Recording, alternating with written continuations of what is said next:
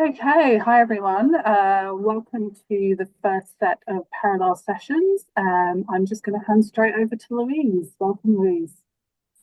Hi everyone, let me just start and share my screen. Bear with me 1 second.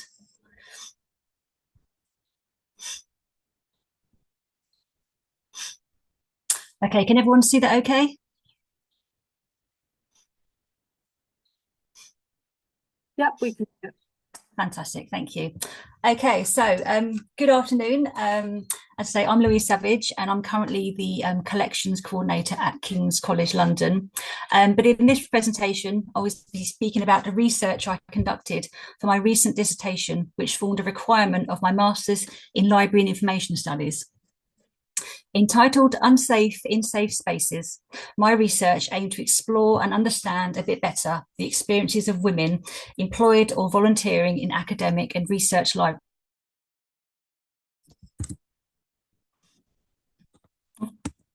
So I'm having trouble moving my slide on.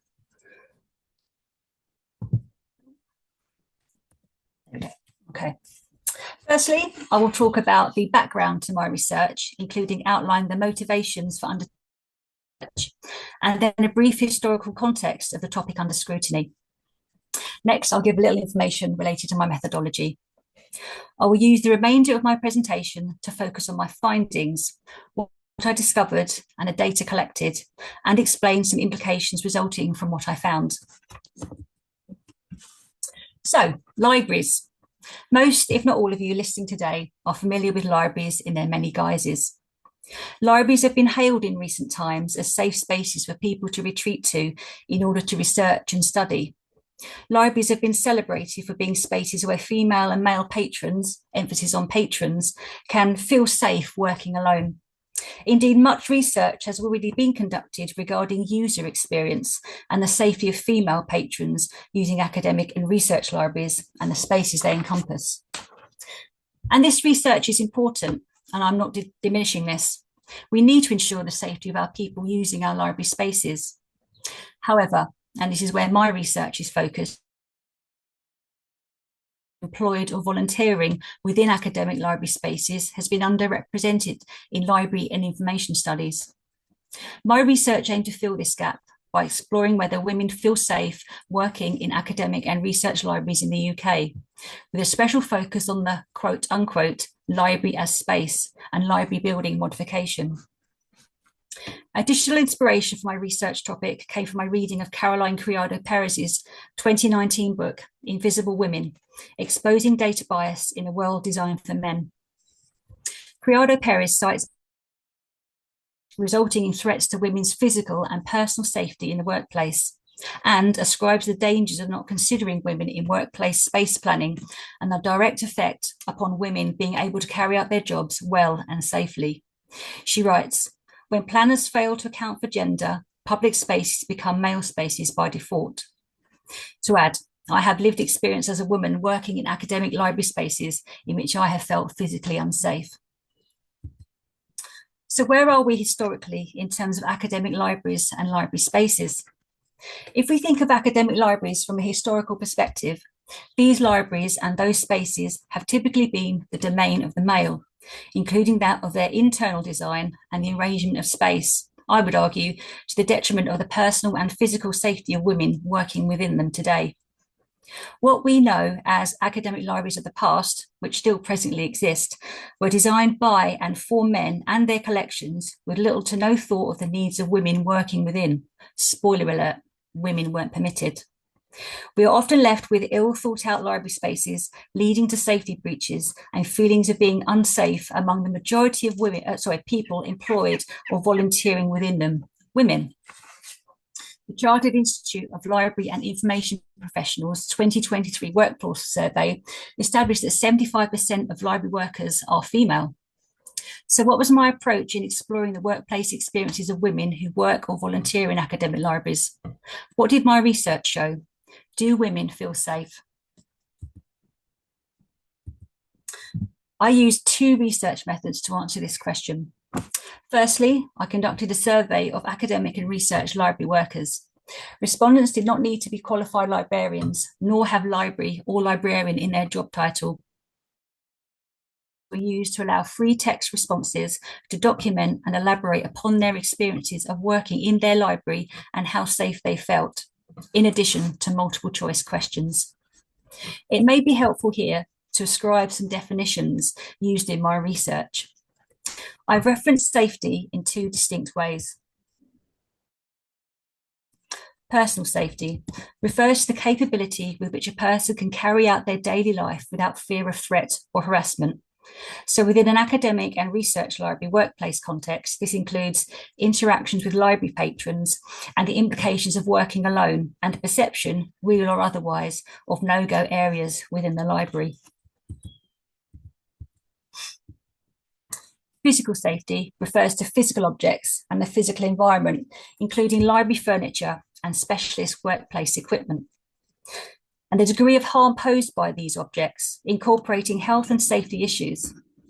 In relation to library workspace, physical safety may be compromised via the building design, for example, limitations of space between stacks, height of shelving, and adequate lighting. Which leads me on to my second research method, which was a qualitative content analysis of health and safety documents provided to me by UK universities, such as risk assessments and loan working policies. I wanted to analyse these documents using thematic coding to establish the approaches taken by institutions to protect library workers in academic libraries and their in-house safety protocols. One of my research questions was determining whether universities developed health and safety policies from a general university-wide perspective, which take all employees into consideration, or if a library level approach was taken, taking into consideration the idiosyncratic nature of library work and specific risks and hazards of the job. So what were my results? What did I find out from my survey and my qualitative content analysis? If we first look at the survey I conducted, 191 out of 252 respondents were women, correlating with the Chartered 2023 workforce survey that the majority of library workers are women. 83 women named specific areas of libraries where they have felt or been unsafe, which include basements due to their isolated location, the welcome desk and student study areas, staff areas and offices, and closed bookstores, especially at night on your own. All library spaces were reported as being unsafe for women. Room size was also a factor, so being overwhelmed by shelving and overloaded shelves or rolling stacks, resulting in constrictive spaces to manoeuvre. Male responses to this question were fewer, just 5, and only referring to basements as an area in which they felt unsafe. Open-ended responses from women included the naming of specific physical spaces and building design, alongside describing specific feelings resulting from working within specific library spaces and their perception of safety. Women were particularly forthcoming with written responses compared with men. Women attributed the physical features of spaces affecting their perception of safety, such as narrow corridors, low ceilings, and working in small spaces, and reporting feelings of confinement and isolation, with hidden areas allowing for bad patron behaviour. Poor lighting added to feelings of unease and isolation. Lack of light increases fear of being alone and exits being visible. Other areas included the basement and its blind spots, its isolated position and lack of light, and the welcome desk due to its association with patrons, including access by non-members and poor behaviour, resulting in fear of personal safety. More women than men cited poor patron behaviour as to why they felt unsafe, with women using words such as threatening, intimidating, harassing to describe the behaviour. One woman wrote that the focus on academic libraries being posited as safe and welcoming spaces can be used to excuse poor patron behaviour. Both male and female library workers find themselves working alone due to a variety of reasons. In relation to how safe they feel, all 24 men who responded to this question felt safe. If you look at this chart, the male responses are represented by the orange bars. So I'll just leave you a couple of moments to just take that in.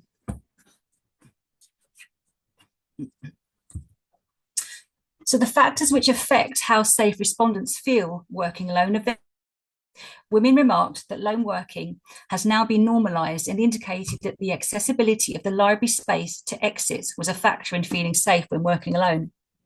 Open-ended responses from women included the non-access to security and sources of help, such as CCTV, panic buttons, and workplace reporting apps. The presence and proximity of security personnel and non-library staff was also a factor in how safe they felt working alone. Poor behaviour of patrons was also a factor, alongside the confidence in handling challenging situations alone. Responses to this question by men were low. From this, we can insinuate that working alone for men is not as much as a safety concern for them. I found that both men and women have experienced incivility from patrons. 89 respondents stated they had experienced this, of which 67 were women and 12 men. In relation to sexual harassment, 22 respondents stated they had experienced some kind of sexual harassment. Of those 22, 20 were women. Typically, though, women aren't reporting incidents. What they are doing is questioning or doubting whether what they had experienced was harassment, or deeming it too minor to report, or would typically not be believed due to lack of evidence. Other women reported it would have been pointless to report, as the matter wouldn't have been taken seriously, or that no action, even if reported. Rather, it is part of the job working with the public. My survey results indicate that working in an academic library presents specific health and safety issues to women and men, experiencing myriad issues which affect their physical safety. The most common experienced by women included extreme internal temperatures, poor ventilation or air quality, and trip hazards.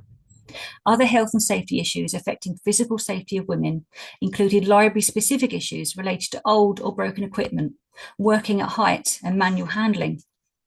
Poor building design and the age of the building, leading to issues such as weak floors, floods or leaks due to poor building maintenance, leading to mould and damp, inaccessible shelves, and poor ergonomic design of staff offices was also cited.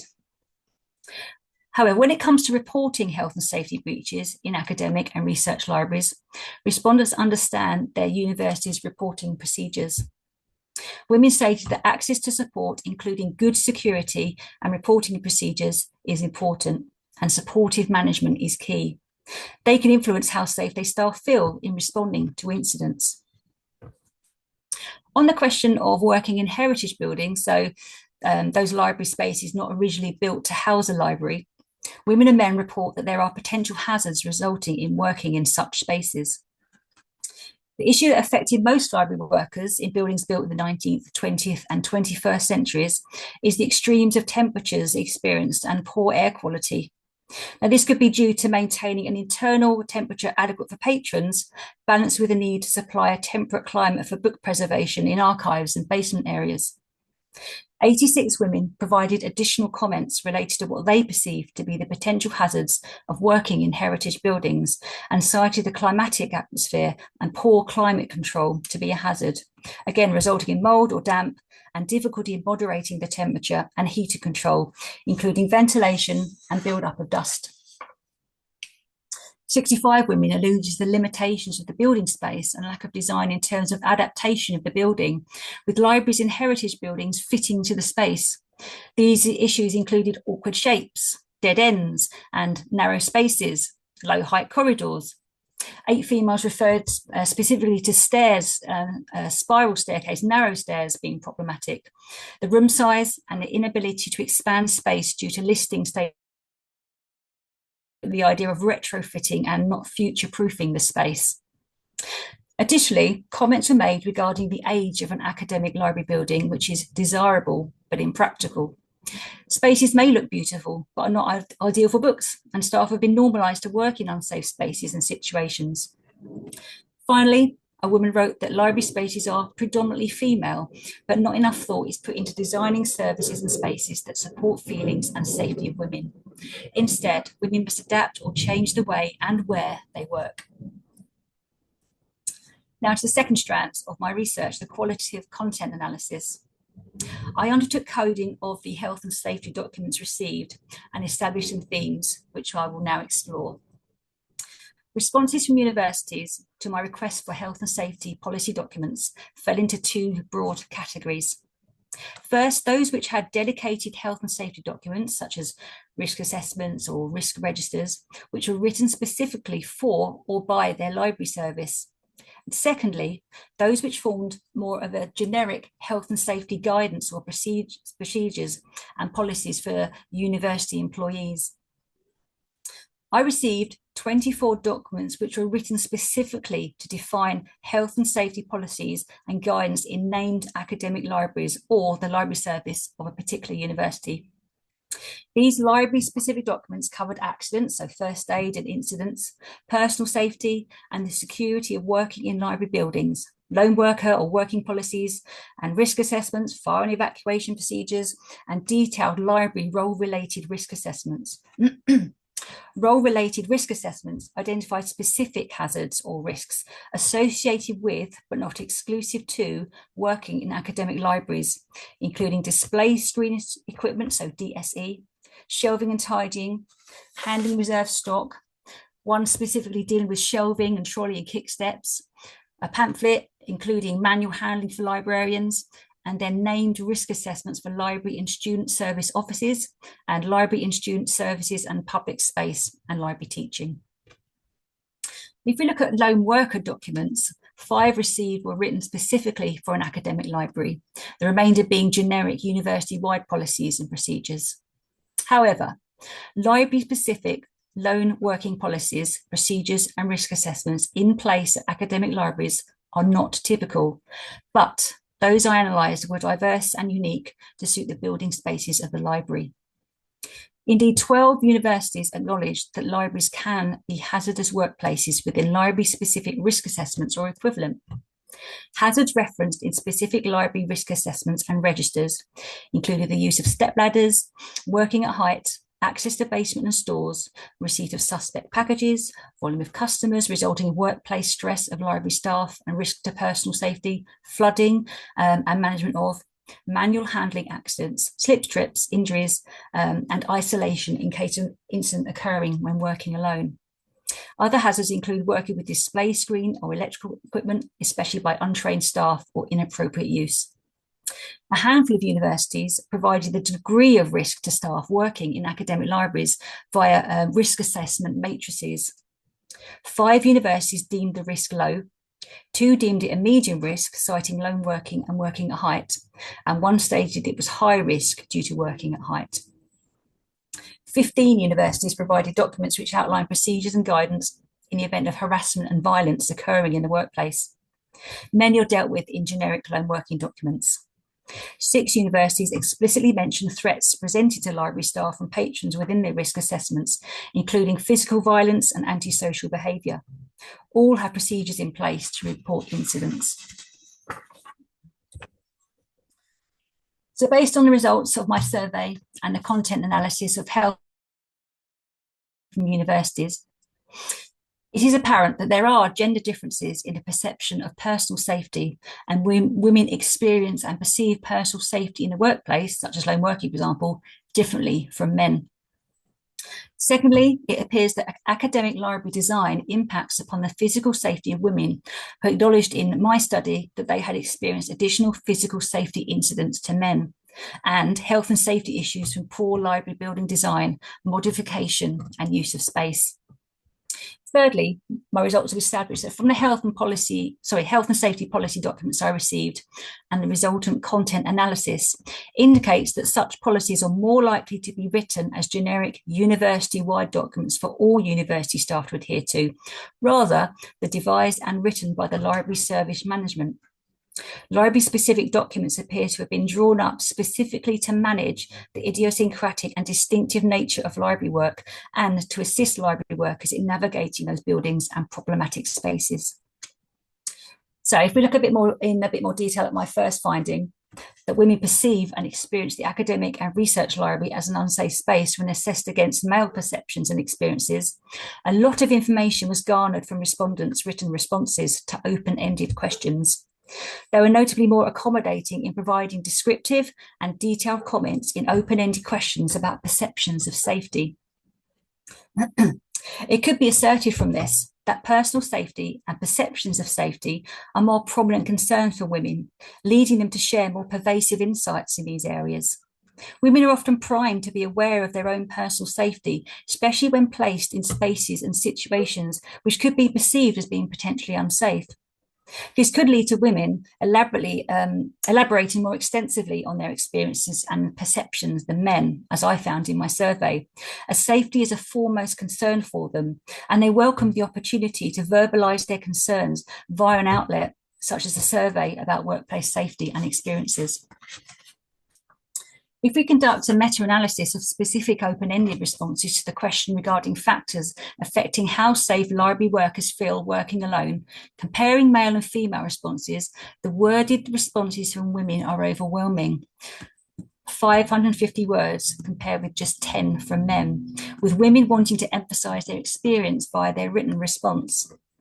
The survey results show that men are less likely to experience certain threats to their personal safety in the workplace, such as harassment, thus making personal safety perhaps a lower priority in their everyday working lives. The lack of threats from others perhaps leads to a decreased need for caution and vigilance. Men feel safer in the workplace, perhaps as they are conditioned and perhaps more confident in dealing with dangers or hazards.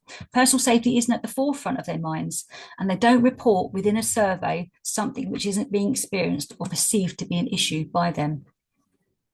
On my second finding, results from the survey suggested that the physical safety of women can be compromised in part spaces they work in. One woman recognised that library spaces have not been planned with females' workplace needs in mind, and that library buildings are customarily designed with a focus on splendour rather than practicality. Other examples provided by women in the survey include the presence and the impracticality of narrow spiral staircases, which may look good from an aesthetic view, but curved staircases are dangerous. Inexplicably high shelves leading to increased ladder usage, but perhaps high shelves are designed to provoke those feelings of grandeur and plenty, and bays and shelves fitting the existing space rather than bays being built for the benefit of library workers and patron usage. Library building design should be developed via a gender-sensitive lens to account for the safety and workplace needs of everyone, which has not been standard practice. On my third finding, from the content analysis that was conducted on the health and safety documents I received from UK universities, it was identified that institutions which had established library-specific customised policies incorporate safety guidance addressing the unique challenges associated with working within academic and research libraries, buildings and spaces. It appears that those universities which have separate guidance and policies for their academic libraries and written by library service managers have considered and acted upon those health and safety hazards present for library staff working in those unique spaces. The findings emphasise the need for health and safety policies and associated documents, library security and incident reporting systems to better support the safety and well-being of all library staff. A customised bespoke policy would allow for the unique risks and hazards within a named academic library and its buildings and spaces to be identified and managed. Hazards experienced within library staff offices or welcome desk differ greatly from those in the library basement or store or archive, for example. Customised library-specific documentation can address these risks more effectively than generic university-wide documents. Additionally, library-specific policies can result in more focused and sector-appropriate health and safety training. A policy or risk assessment can be tailored and differentiated to address the needs and challenges of building and space. Library management can also adapt their own local health and safety policies and risk assessments when there are changes to statutory legal procedures and equipment, for example, ensuring that safety measures remain up to date and effective, something which is hard to achieve with generic university-wide policies, which may be written by departments external to the library who do not have a clear understanding of the specific hazards of working there. Overall, the document analysis highlights the need for more tailored health and safety policies and better consideration of women's safety needs in library design and management.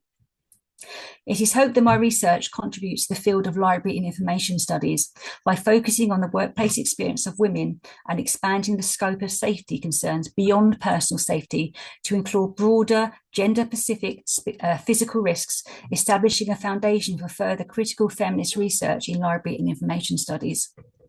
Safe spaces, such as academic and research libraries, need not be unsafe spaces if women's safety needs are considered in their design. As Criado Perez infers, we cannot afford for women to be invisible in the workplace when personal and physical safety is concerned. Okay, thank you. I'll stop sharing. Brilliant. Thank you so much, Louise. I think we've got time for a question or so. One that came up from a couple of people was about your data, whether it was about frontline staff or would it include back office spaces and potentially issues between staff rather than staff and patrons. So yeah, did you get a sense of whether it was an issue between staff and patrons or between staff and staff?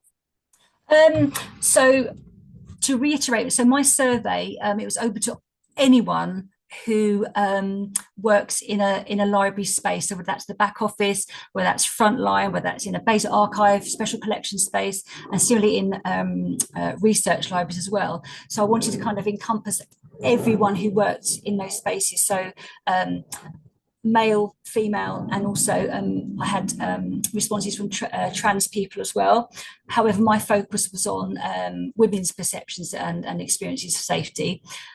However, I got a feeling that, and from my dissertation, from my kind of literature review, there's been a lot of research already. And again, I'm not negating the fact that there's been a lot of research on patron harassment, and I wanted to kind of incorporate looking at the staff working in those specific spaces. And I did get a feeling that certainly in terms of women, the danger, if you like, comes from the patrons rather than their peers, so the people that they're working with. However, that could be another interesting kind of area of development in terms of research. So I hope that answers your question in a roundabout kind of way. Okay, thanks. We also just had someone asking about if you can clarify the trans experience in your research, and it sounds like you perhaps didn't include those responses. No, purely because of limitations of time and the scope. Again, that could be a really interesting avenue to discover or research in the future. So yes, I did capture responses, but then I kind of eked out the responses from women because that was the focus of my research. But agree, that could be a really interesting piece of research to do in the future, looking at all people who work in libraries, not just the female perspective. Sorry everyone, can you hear me? Mm-hmm. Sorry, Terence, we are not going to take any more questions at this time. Yeah, no problems. It's going to be the end of the session, but thank you. Yeah, got a few things in the chat box, so happy to help out. Okay. So thank you so much, Louise. Thank you for your talk. I'm just going to stop